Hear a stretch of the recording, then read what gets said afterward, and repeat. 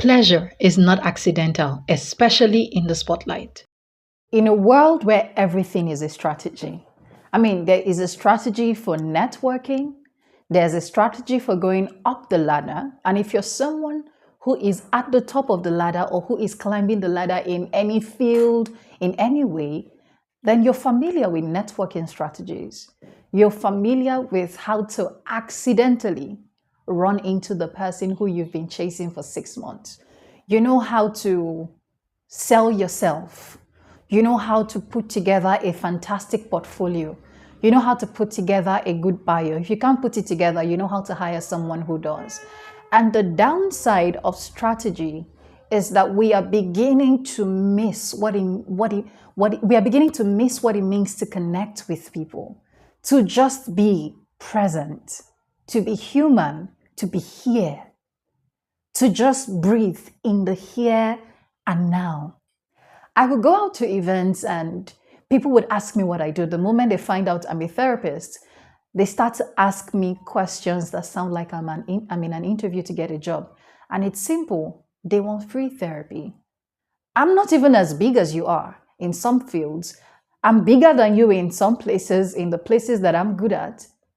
But we have all met people who want to use us.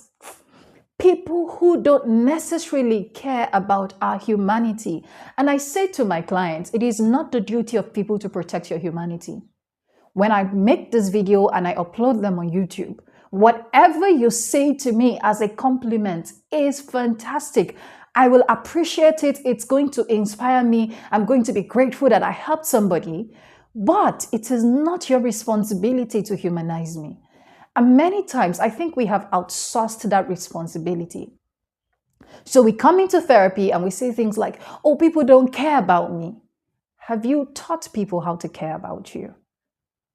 I know some people are users, but you in person, have you taught people how to care about you? You have to do that. That is your responsibility. It's nobody's responsibility. When someone calls me at 3 a.m., and says, I just want to ask you this, and this. Years ago, this happened. Someone calls me at an odd hour, either between 1 a.m. and 3 a.m. And this person is asking me all sort of questions about how to stabilize themselves. Mind you, this person was not having a panic attack. They were not in an emergency. They just figured I was online and they felt they could barge into my private time. My mistake was that I answered. And I remembered halfway through the conversation, the person said, my psychiatrist. Oh, wait. You mean you have someone you pay who is assigned to do this work, but you will put it on me at an odd hour and you will not pay me, so you could stress me with what the psychiatrist you pay is supposed to do. It is my responsibility to draw the boundaries, not the person's. It is my responsibility to remind myself that I need to sleep. It is my responsibility to take care of myself. Why am I saying this to you? Because there is a tendency that you are going to permit people to put more responsibility on you than you can actually handle. You're going to give people the effrontery to believe that you don't need to be taken care of. You're going to give people the knowledge that, oh, it's not a big deal. You can dump this on me. And you know how you do that? By being so strategic. So when you walk into the room, you come into the room with your shoulders high. You come into the room, you need to let them know that you're the powerful person. But the problem is when you leave the room in the same way. You get into your house and you still move like you have an interview. You talk to your siblings and you talk to them like you're the boss and you have to pay salaries at the end of the month. You talk to your friend and you talk to your friends like you're standing in front of the camera and it's rolling and there's somebody who's recording your life. Because for some reason, we think our whole life is a content for social media. You may not be creating content and posting it on social media, but do you live like your life is content? When do you rest? When do you actually kick your feet up and rest? What are you like when you breathe? I asked you before if you could stand in an empty space and shout over a cave or stand at the edge of a cliff and shout? Who would you do that with? Who is the friend you can be present with? I love writing poetry. Poetry is the way I rest. But I am now president of a writers community. Writing is no longer fun. When I write poetry now, people want to read it. So, what did you write? What does it look like? I don't have time to write poetry as fun. Everything I do is in my head. So I took some time out and I went to pottery class. And I remember the first day of pottery, the only thing that made sense to me was not throwing on the wheel.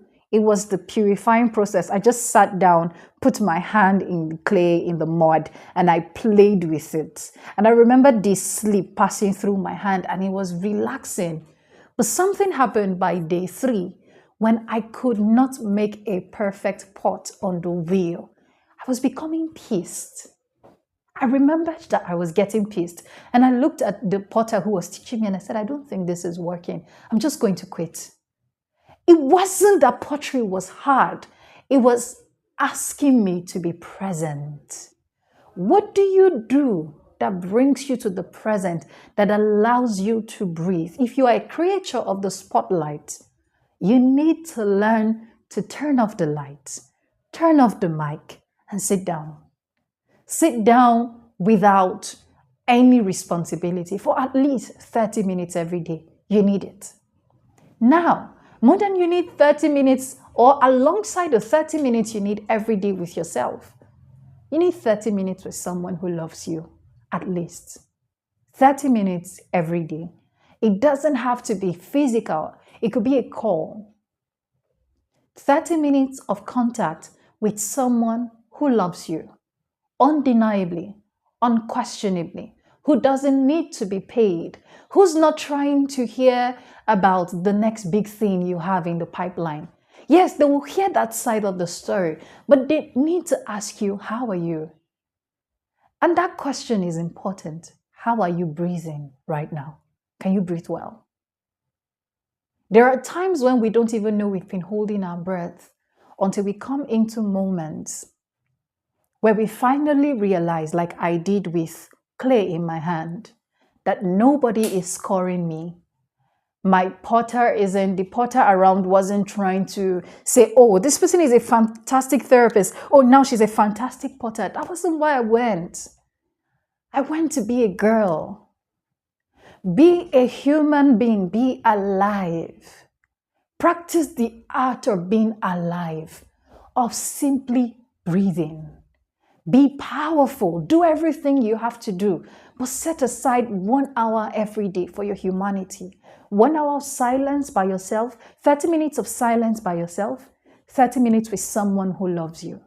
Now, if you have the opportunity to add physical contact to this, I know some of you listening to me are men and you're saying, oh, I don't do hugs. Do a handshake. Do a bear hug. Do that kind of brother back slap, whatever works for you. But get physical contact for 5 minutes. If you're a lady and you're comfortable with hugs, get hugs. Now, if you're someone who is averse to touch, you're averse to physical touch, that's fine. Just sit down beside the person. So if they're sitting on the left, you sit on the right, just beside them.